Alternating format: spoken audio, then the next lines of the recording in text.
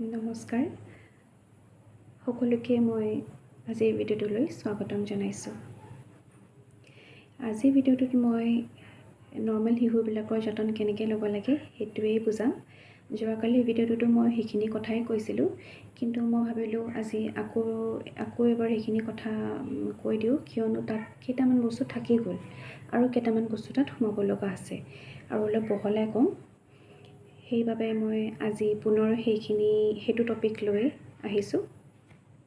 বাৰু এতিয়া normal baby বুলি যিহেতু আমি কৈছোঁ, এতিয়া সেই নৰ্মেল বেবীখিনি শাৰীত কোনখিনি শিশু সোমাই পৰিব, কোনখিনি বেবী সোমাই পৰিব।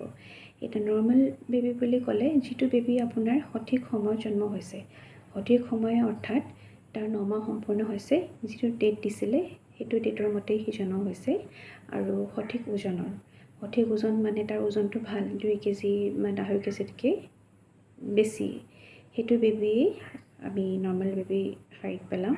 আৰু আছে যেনে যিটো বেবী জন্মৰ পাছত লগে লগে কান্দিছে, একো অসুবিধা হোৱা নাই, মাকৰ কোলাত তাক দিয়া হৈছে, সি ভালদৰে গাখীৰ খাব পাৰিছে একো অসুবিধা নোহোৱাকৈ, নৰ্মেলেই হওক বা চিজাৰিনেই হওক, সেই বেবীখিনি নৰ্মেল বেবী শাৰীত ৰাখিছোঁ। আৰু সেই বেবীবিলাকৰ যত্ন কেনেকৈ ল'ব লাগে সেইখিনি মই বুজাই দিম আকৌ। সিহঁতৰ ৰুটিন কেয়াৰটো মাকৰ কোলাত দিয়াৰ পাছত বা ঘৰলৈ যোৱাৰ পাছত বেবীটোৰ কেনেকৈ লালন পালন কৰিব, ঠিক আছে। প্ৰথমেতো আমি চাফা কৰিম, চাফা কৰাটোতো খুবেই প্ৰয়োজন। মূৰৰ পৰা ভৰিৰ আঙুলিলৈকে কেনেকৈ চাফা কৰিব। চাফা কৰোঁতে আমি সদায় কুহুমীয়া পানীয়েই ল'ব লাগে, ঠিক আছে। ঠাণ্ডা পানী ব্যৱহাৰ কৰিব নালাগে, যিহেতু আমি বেবীটোক সদায় গৰম পৰিৱেশতে ৰাখিব লাগিব। আৰু চাফা কৰোঁতে আমি নাৰিকল তেল ব্যৱহাৰো কৰিব পাৰোঁ। এতিয়া প্ৰায় কি হয়, জন্মৰ পাছত শিশুবিলাকৰ মূৰত গাত নাথাকে, কিন্তু মূৰত কি হয়, তেজৰ চামনি কিছুমান থাকে, লাগি ধৰে, শুকান হৈ যায় ভালকৈ, কাৰণ লগে লগে চাফা নকৰিলে কিবোৰ শুকাই যায়, আৰু সেই শুকাই যাবোৰ অলপ গুচাবলৈ প্ৰায় দিগদাৰ। আৰু সেই বস্তুখিনি কি হ'ব, তেতিয়া আপুনি অকণমান নাৰিকল তেল লৈ ল'ব আৰু অলপ কুহুমীয়া পানী লৈ ল'ব, তেতিয়া মোহাৰি থাকিলে লাহে লাহে সেইখিনি তেনেকৈ আঁতৰি যাব। এতিয়া যদি নাৰিকল তেল নাই, আপুনি বেবী তেলো ল'ব পাৰে, কিন্তু মিঠাতেল নল'ব বা অন্য তেল নল'ব। মিঠাতেলে কি হ'ব, তাৰ ৰিয়েকশ্যন কৰিব পাৰে স্কিনত, কাৰণ তাৰ চেণ্টটো খুবেই ষ্ট্ৰং, তাৰ গোন্ধটো, আৰু ছালত অলপ অপকাৰো কৰে মিঠাতেলটোৱে, চব বেবীকে শ্বুট নকৰে। সেইটো কাৰণে আমি কোকোনাট তেলে, নাৰিকল তেলেই ছাজেষ্ট কৰোঁ বা কৰিবলৈ দিওঁ, আৰু কৰে চবেই। নাৰিকল তেলত কিছুমান হিলিং প্ৰপাৰ্টিজ থাকে, নেচাৰেল হিলিং প্ৰপাৰ্টিজ থাকে, যিৰ কাৰণে ইয়াত কি হয়, আপোনাৰ কটা চিঙা ঘাঁ এনেকুৱাবোৰ শুকাই যায়। আমাৰ ডাঙৰ লগতো প্ৰমাণ পাইছোঁ নহয়, আমি ব্যৱহাৰ কৰিলে প্ৰায় শুকান হৈ যায়, কপোৰ এড কৰি কিবা কিবি, বাৰু সেইবোৰ কৰিব নালাগে। তো নাৰিকল তেল দি আপুনি বেবীটোক চাফা কৰিব পাৰে, আৰু নহ'লে নাৰিকল তেলৰ পানী অলপ মিহলাই বেবীটো চাফা কৰিব পাৰে, বা বেবী তেল, ঠিক আছে। তো তেনেকৈ বেবীটো চাফা কৰিলে আপুনি কেইটামান জেগা বেছিকৈ মন কৰিব, যিহেতু এইকেইটা কাকলতি তলবোৰ, এইবোৰ ফাকবোৰ, জইণ্টবোৰ, কৰঙনিবোৰ, ভৰিৰ বা আঙুলিৰ ফাকবোৰ, ডিঙিৰ এইবোৰ কাণবোৰ, এইবোৰ জমা হৈ থাকে ন, সেইটো কাৰণে সেইবোৰ বেছিকৈ মন কৰি সেইবোৰ চাফা কৰি মেলি ৰাখিব লাগিব, ঠিক আছে। ইটাবোৰ পটললৈকে চাফা কৰি ল'লে, কিন্তু চাফা কৰোঁতে কিন্তু একদম পূৰা বহুত দেৰিলৈকে তাক চাফা কৰিয়ে আছোঁ গৈ সেইটো নহয়। কাপোৰ চাপোৰ খুলি বহুত সময়লৈকে খিৰিকি খুলি, দৰ্জা খুলি, ফেন চলি আছে, তেনেকৈ নহয়। তাক আমি গৰম পৰিৱেশতেই ৰাখিব লাগিব আৰু গা উঠাব লাগিব, ঠিক আছে। একদম বাল্টি জিবাই গা নুঠাবতেই ভুলতো। তাৰপিছতে চাফা কৰা হৈ গ'ল। এতিয়া কাপোৰ পিন্ধাব লাগিব। কাপোৰ পিন্ধালে টুপি, মোজা, হাতে ভৰিৰে মোজা পিন্ধাব লাগিব, মূৰত টুপি দিলে, চোলা পিন্ধাই দিলে, পেণ্ট পিন্ধালে, পেণ্ট নহ'লেও বা ডাইপাৰ পিন্ধাব নহ'লেও পেচাব পায়খানা কৰা ৰাস্তাত এটুকুৰা কাপোৰ দি দিব, ঠিক আছে। কোমল কাপোৰ এটুকুৰা কাপোৰ দি দিব, আৰু নেপকিন দিব পাৰে, কাপোৰ দি দিব। তাৰপিছতে কটন কাপোৰ এখন দিব, তাৰপৰা ব্লেংকেট এখন বা দুখন দিব, তেনেকৈ ভালকৈ ঢাকিব লাগিব। ঢাকিলে কি হ'ব, সি বতাহ নোপোৱাকৈ একদম পূৰা গৰম পৰিৱেশত থাকিব, হৈছে। এতিয়া ঢাকা হৈ গ'ল। ঠাণ্ডা পৰিৱেশত কিন্তু বেবীটো একদম ৰাখিব নালাগে, আৰু বেবীয়ে থাকিব নোৱাৰিব। পেটৰ পৰা বাহিৰলৈ ওলাই অহাৰ লগে লগে তাৰ সেই ভিতৰৰ নিচিনা গৰমটো আমি দিব নোৱাৰোঁ, কিন্তু সেই গৰম পৰিৱেশত তাৰ এডজাষ্ট কৰিবলৈ সময় লাগিব, যিহেতু সেইটো কাৰণে আমি তাক গৰম পৰিৱেশত যেতিয়া ঢাকি ৰাখোঁ, তেতিয়া সি যথেষ্ট ঠিক হৈ থাকিব, বা তাৰ কাৰণে বহুতেই লাভদায়ক আৰু ভাল, সেইটোৱে কৰিব লাগে। তাৰপিছতে চাফা কৰা কাপোৰ দিয়া হৈ গ'ল, গৰম পৰা হৈ গ'ল। এতিয়া হৈছে তাৰ গাখীৰ খোৱাটো। লগে লগে গাখীৰ খুৱাব লাগিব। আইডিয়েলি আধা ঘণ্টাৰ পৰা এঘণ্টাৰ ভিতৰত আমি তাক গাখীৰ আৰম্ভ কৰিব লাগে। এইটো হস্পিটেলত থকা মতেতো গাখীৰ খুৱাবই যেতিয়া সম্ভৱ হয়, কিন্তু ছুটি দিয়াৰ পাছতো আপুনি গাখীৰটো ভালকৈ খুৱাবই লাগিব। গাখীৰ খোৱাটো খুবেই প্ৰয়োজন। আৰু কেনেকৈ খুৱাব লাগে তাৰ গাখীৰ খোৱাৰ নিয়মখিনি মই আকৌ এবাৰ কৈ দিছোঁ। বেবীটো যেতিয়া আপুনি কোচত লৈ বহি বহি খুৱাব, এইডোখৰত সদায় এই হাতৰ এইডোখৰত মাছ ভাগত আপোনাৰ তাৰ মূৰটো থাকিব, এই বস্তুটো টিকাত থাকিব। এনেকৈ কৰি যে দাঙিব নহয়, তেতিয়া বেবীটো আপোনাৰ বুকুৰ ফালে থাকিব। আপোনাৰ বুকুৰ ফালে থাকিব, বেবী বুক সেইটো সি কাটি হোৱাৰ দৰে আপোনাৰ ফালে ঘূৰি থাকিব। এই হাতটো ফ্ৰী থাকিলে এই হাতটোৱে আপুনি স্তনটো চালে এৰুলা পৰ্চনটো মুখৰ ভিতৰত ভালকৈ সোমাইছেনে নাই, ঠিক আছে, সেইটো চালে মুখখন ডাঙৰকৈ মেলিছেনে নাই, তাৰ ঠোঁটৰ এই তলৰ লিফটো লাগিছেনে নাই, ব্ৰেষ্টত লাগিছেনে নাই, সি চপিব পাৰিছেনে নাই, সেইখিনি মন কৰিব পাৰিব। আৰু সেইখিনি ঠিক আছে, এনে হাতেৰে বেলেগ কামো কৰিব পাৰিব। আৰু যেতিয়া শুই খুৱাব, আপুনিতো কাটি হৈয়ে থাকিব, সেই বেবীটোকো আপুনি কাটি কৰাই ল'ব, ঠিক আছে। শুৱাই নোখুৱাব। চাওক, শুই যেতিয়া সি এনেকৈ সমানকৈ খাব নহয়, এনেকৈ ডিঙিটো বেকা কৰি খাব। যদি তাক আপুনি কাটি কৰি নলওঁ, আৰু তেনেকৈ কৰিলে এইবোৰ বিষাব, ডিঙি বেকা হৈ থাকিব তাৰ। সেইটো কাৰণে তেনেকৈ গাখীৰ বেকা কৰি খুৱাব নালাগে, তাক কাটি কৰাই ল'ব। অলপতো কষ্ট কৰিবই লাগিব। তাৰপিছতে গাখীৰ খোৱা হৈ গ'ল। গাখীৰ খোৱাৰ পিছত উগাৰ ওলোৱাটো, ঠিক আছে। উগাৰ ওলোৱাটো এনেকৈ কাণত ল'ব, তলৰ পৰা ওপৰলৈ পিঠি মোহাৰি উগাৰ উলিয়াব লাগে প্ৰতিবাৰে গাখীৰ খোৱাৰ পিছত। গাখীৰ যদি আপুনি উগাৰ নোলিয়ায়, তেতিয়া কি হ'ব, তাৰ পেটটো ফুলি যাব, বমি বমি লাগিব, আভোক হৈ থাকিব, সি খুবেই আমনি কৰিব। আৰু খুৱাই দিয়াৰ পাছত যদি লগে লগে খুৱাই দিয়ে, ওলাই আহিব, কাৰণ লগে লগে হজম নহয়, ডিঙিত লাগি ধৰি সি ব্লক খাব পাৰে, এয়াৰৱেটো ব্লক হৈ যাব, চকিং হ'ব পাৰে। আৰু নহ'লে কি হ'ব, খাদ্যনলীৰ পৰা ওলাই আপোনাৰ উশাহ লোৱা নলীত গুচি যাব, কাৰণ দুইডাল ওচৰে থাকে। খাদ্যনলী আৰু উশাহ নলীৰ ওচৰতে থাকে। তাৰপিছত যদি গুচি যায়, এস্পিৰেট হৈ যাব, লাংছলৈ গুচি যাব, তেতিয়া কিন্তু ফেটেল কণ্ডিশ্যন আহি যায়। তো সেইবোৰ নহ'বলৈ কাটি কৰি খুৱাব লাগে আৰু পিঠি মোহাৰি উগাৰটো উলিয়াব লাগে। এতিয়া আমি ডাঙৰবিলাকে খালে কি হয়, শুইতো খাবই নোৱাৰোঁ, ঠিক আছে। শুই খালেও আমি চচনি খাওঁ, উঠি দিওঁ, কিন্তু বেবীবিলাকৰ সেই চচনি খোৱাকৈ এইবিলাকলৈ নাযায়। সি মানে তৎক্ষণাত সি বেয়া কণ্ডিশ্যনলৈ গুচি যাব পাৰে। উঠি দিয়াৰ লগে লগে, বহি দিয়াৰ লগে লগে কি হয়, আমাৰ ভিতৰৰ গেছটো ওলাই যায়। কিন্তু বেবীবিলাকৰ তেনেকুৱা নহয়তো, সেইটো কাৰণে সিহঁতক ষ্টিমুলেট কৰি উগাৰটো উলিয়াই দিব লাগে, কিন্তু বাৰ্পিং বুলি কয়। তাৰপিছত আহি পৰিলে আপোনাৰ চাফা কৰাটোতো আহিলেই, শুকান কাপোৰ দিয়াটো, শুকান কৰি ৰখাটো, শুকান কেনেকৈ কৰিব আপুনি, পেচাব পায়খানা কৰাৰ পিছত মন কৰি থাকিব লাগিব যে সি শুকান হৈছে, লগে লগে চাফা কৰি দিব লাগিব, ঠিক আছে। তেনেকৈ শুকান হৈ থাকিলে, তাৰপিছত আহিলে ৰিংকল ফ্ৰী কাপোৰ। ৰিংকল ফ্ৰী হুতুৰ মুতুৰ কোচ খাই থকা তেনেকুৱা কাপোৰ ব্যৱহাৰ কৰিব নালাগে, অলপ সমানকৈ পাৰি দিব লাগে। এতিয়া আমি যেতিয়া পেণ্টৰ বা পেটিকোটৰ ৰছীবোৰ যেতিয়া একদম টাইট কৰি মাৰোঁ বা খুলি দিওঁ, কুটমুচ হৈ থাকে নাই, ছালটো কেনেকুৱা হৈ থাকে, খজুৱাই ৰঙা পৰি যায়, দাগ পৰি দিয়ে। সেইটো এটা শিশুৰ ক্ষেত্ৰত কেনেকুৱা হ'ব পাৰে, সি আমনি কৰিব ন, কষ্ট পাব, আমনি কৰিব। সেইটো কাৰণে কৰিব নালাগে। সেইটো কাৰণে সিহঁতৰ স্কিনখন খুবেই কোমল, খুবেই ডেলিকেট। তাৰপিছত আহিলে আপোনাৰ ৰুটিন ইমিউনাইজেশ্যন। সময়মতে পলিঅ' বেজীবোৰ, চিটা বেজীবোৰ, BCG, হেপাটাইটিছ এইবোৰ লোৱাব।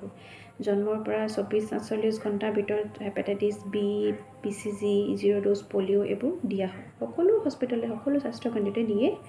আৰু যদি কেনেবাকৈ দিয়া নাই হোৱা, এতিয়া দিয়া নোহোৱাৰো কিছুমান কাৰণ থাকে, যেনেকৈ লগে লগে বেবীটোৰ কণ্ডিশ্যন বেয়া হোৱাৰ কাৰণে, কমপ্লিকেশ্যন থকাৰ কাৰণে ICUলৈ লৈ যোৱা হৈছে, ICUত ভৰ্তি কৰা হৈছে। আৰু শিশুটো যদি বহুত কম ওজনৰ হয়, তেতিয়া খুজিবলৈ জেগা নাথাকে, তেনেকুৱা অৱস্থাটো কেতিয়াবা বেজীবোৰ নিদিয়ে। কিন্তু আজিকালি সকলোকে দিয়ে, আনলেছ এণ্ড আনটিল যদি কিবা কমপ্লিকেশ্যন আছে, তেতিয়াহে নিদিয়ে। আৰু তেতিয়া আপুনি যেতিয়াই ICUৰ পৰা ছুটি হ'ব বা ঠিক হ'ব, তেতিয়া স্বাস্থ্যৰ বাইদেউবিলাকৰ লগত যোগাযোগ কৰি বেজীবোৰ কেতিয়া ল'ব লাগে, ডিউটিৰ মতে বেজীবোৰ লৈ ল'লেই হৈ গ'ল। 1.5 মাহৰ পৰা যেতিয়া এতিয়া দিয়ে। তাৰপিছতে আৰু এটা কথা, ছুটি হৈ যোৱাৰ পাছত এবাৰ হ'লেও ওচৰৰ হস্পিটেলত, যিকোনো হস্পিটেলত বেবীটো এবাৰ ডক্টৰক দেখুৱাটো খুবেই প্ৰয়োজন। হস্পিটেলত থকাৰ লগেতো বেবীটো ঠিকে আছে বুলি গম পাই থাকিব, হয় নাই?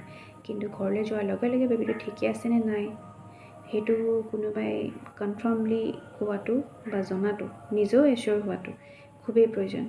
যদি কেতিয়াবা বেবীটোৰ কিবা অসুবিধা হৈ থাকে, কাৰণ লগে লগে চব বেবীৰ চব প্ৰব্লেম দেখা নিদিয়ে, লাহে লাহে বা পাছলৈও দেখা দিব পাৰে। একদম হেল্ডি বেবীবিলাকৰো, নৰ্মেল বেবীবিলাকৰো, যিবোৰ বেবী নৰ্মেল হাইট পৰিছে তেনেকুৱা বেবীৰো কেতিয়াবা কিছুমান অসুবিধা হ'ব পাৰে।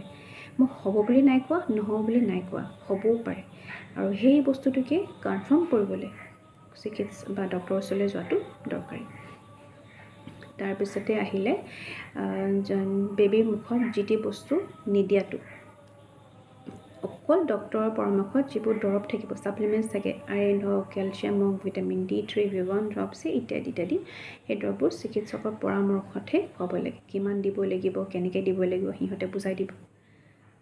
তাৰ বাহিৰে ছমাহলৈকে বেবী মুখত একো দিব নালাগে। এইটো আমি দেখিছোঁ কিছুমান মানুহে কি কৰে, চাপ খুৱাই দিয়ে, পানী খুৱাই দিয়ে, মাকৰ গাখীৰ হ'বলগীয়া দৰৱটো বুজাত ভুল হোৱাৰ কাৰণে মেবি খুৱাইছে সিহঁতে, কিন্তু এনেকুৱা খুবেই কৰি থাকে। বহুতে কি কৰিব, গৰু গাখীৰ খুৱাই দিয়ে, আমুল তাজা গাখীৰ খুৱাই দিব, কিবা কিবি ধেৰ পেকেট গাখীৰ খুৱাই দিব, একো বস্তুৱে বেবী মুখত নিদিব যেতিয়ালৈকে কোনো নকয়, ডক্টৰৰ পৰামৰ্শ নাথাকে।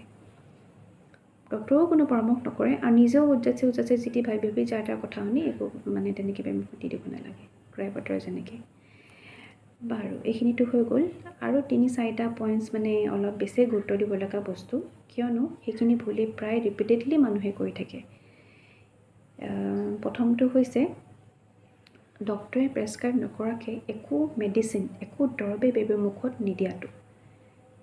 বেবীৰ মুখত একো দৰৱেই ডক্টৰক নিদিয়াকৈ দিব নালাগে। আমি যেনেকৈ এতিয়া গেছ হৈছে বুলি কৈ গেছৰ দৰৱ খাই দিওঁ, জ্বৰ হৈছে বুলি ক'লে জ্বৰৰ দৰৱ খাই দিওঁ। বেবীৰ ক্ষেত্ৰত কিন্তু তেনেকুৱা নহয়।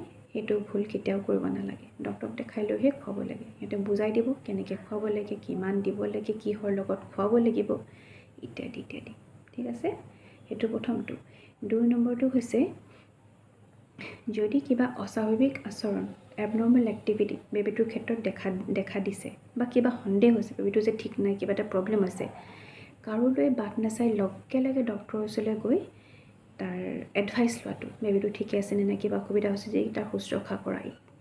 ঠিক আছে, সেইখিনি কিন্তু মানে পলম কৰিব নালাগে, ইগন'ৰ কৰিব নালাগে, বস্তুবোৰ নেগলেক্ট কৰিব নালাগে। ঠিক আছে, লগে লগে যাব লাগে। আৰু দ্বিতীয়টো হৈছে ইটো দৰৱৰ লগত আন এটা দৰৱ, আনটো দৰৱৰ লগত সিটো দৰৱ, সেই মিক্সিং কৰাটো, মিক্স কৰি কৰি খোৱাটো, সেইটো খুব ভুল। মানে সেইটো কেতিয়াও নকৰিব, সেইবোৰৰ পৰা দূৰত থাকিব। মানে মিক্সিং কৰা মানে অৰ্থাৎ দৰৱবিলাক মিক্সিং কৰা নহয়, কিন্তু কি হয় ট্ৰিটমেণ্টবোৰ, এতিয়া আপুনি এল'পেথিক ট্ৰিটমেণ্ট কৰি আছে, ঠিক আছে, ডক্টৰে দৰৱ দিছে, ভিটামিন খাইছে, কিবা খাইছে, কিবা হ'ল লগে লগে আপুনি হোমিঅ'পেথিক ওচৰলৈ গুচি গ'ল, কোনোবাই ক'লে আয়ুৰ্বেদিক ওচৰলৈ গুচি গ'লে, নেচাৰোপেথিক গুচি গ'লে, কাহ হৈছে, জ্বৰ হৈছে বুলি চব দৰৱ মিক্স কৰিছে, এইটো সম্পূৰ্ণ নোহোৱাকৈ এইটো কৰিছে, এইটো খুৱাই দিছে। তেনেকৈ কৰিলে কি হ'ব, ভালটো কেতিয়াও নহয়, বৰঞ্চ বেয়াহে হ'ব। যিটো কৰিছে সেইটো সম্পূৰ্ণ কৰি লওক, তেখেতে ক'ব নহয়। আৰু ভাল কিয় নহ'ব, এজনৰ সম্পূৰ্ণ যদি আপুনি ভালকৈ নিয়মখিনি মানি যায়, কিয় ভাল নহ'ব? ভাল হ'বলৈ কোনো কাৰণেই নাথাকে। বাৰু আপুনি হোমিঅ'পেথিকেই দেখাওক, হোমিঅ'পেথিক ডক্টৰকে দেখাওক, সম্পূৰ্ণ আধা আধা কৰি ইটোৰ পৰা সিটোলৈ জপোৱা মেলোৱা, ডাঙৰবিলাকে প্ৰায় কৰি থাকে। ডাঙৰ ক্ষেত্ৰৰ কথা বেলেগ, শিশুৰ ক্ষেত্ৰত সম্পূৰ্ণ বেলেগ। আপুনি ডাঙৰবিলাকেও কৰিব নালাগে সেইটো, কিন্তু ডাঙৰবিলাকে যদি কৰিছে কৰক, আপোনালোকৰ নিজৰ স্বাস্থ্যলৈ বা নিজৰ জীৱনলৈ যদি ভয় নাই। কিন্তু শিশুৰ লগত সেইবোৰ খেল ধেমালি নকৰিব, কেতিয়াও নকৰিব। এই 3টা বস্তুৱে মোৰ খুবেই মানে ভালকৈ বুজাব লগা আছিলে। আগৰ কথাবোৰতো মই মানে প্ৰায়খিনিয়ে কালি বুজাই দিছিলোঁ, কিন্তু এই কেইটামান বহলাই দিয়া বস্তুবোৰ অলপ থাকি গৈছিলে। সেইখিনি মই ভাবিলোঁ আকৌ এটা হেৰি কৰি মেলি এইটো টপিকৰ ওপৰত মই বুজাই দিওঁ। খুবেই প্ৰয়োজন এইখিনি কথা জনাটো, যিহেতু মই এইখিনিৰ লগতে এনেকুৱাবোৰ মাজতে সোমাই থাকোঁ। আৰু মই ঘপককৈ আহি মেলি ৰেণ্ডমলি ক'ৰ পৰা আহি মেলি, আপোনালোকে ভাবিব পাৰে ৰেণ্ডমলি ক'ৰ পৰা আহি মই যি টি কথা কৈ আছোঁ, মোৰ কথা শুনিব লাগিব, তেনেকুৱা নহয়। মোৰ এইটো ফিল্ডত 8 বছৰ 9 বছৰৰ অভিজ্ঞতা আছে, আৰু এইখিনিৰ লগতেই মই সদায় থাকোঁ। মই বেলেগক শিকাওঁ বা প্ৰশিক্ষণ দিওঁ, আৰু মই নিজেও এইবোৰ ফ'ল' কৰোঁ, এপ্লাই কৰোঁ। সেইটো কাৰণে বিচাৰোঁ যে মই যিবোৰ জানো, মোৰ যিবোৰ নলেজ আছে, মই সেইটো বিশ্বাস কৰোঁ, মোৰ যিখিনি নলেজ আছে মই বেলেগৰ লগত শ্বেয়াৰ কৰোঁ। নিজৰ লগতে সীমাবদ্ধ নাৰাখোঁ। আপোনালোকেও যদি এইটো বস্তু শিকিছে, আপোনালোকৰ বন্ধু বান্ধৱী বা ওচৰৰ বা ঘৰৰ পৰিবাৰে বেলেগৰ যাৰ শিশু আছে, সিহঁতক আপুনি এইখিনি কথা ক'ব পাৰে। আৰু যদি ক'বলৈ দিগদাৰ লাগিছে বা বুজাব নোৱাৰোঁ যেন অনুভৱ হৈছে, তেতিয়া মোৰ ভিডিঅ'টো শ্বেয়াৰ কৰি দিব সিহঁতলৈ, সিহঁতেও অলপ উপকৃত হওক, হয় নাই? আৰু শ্বেয়াৰ কৰিলে ময়ো ভাল পাম।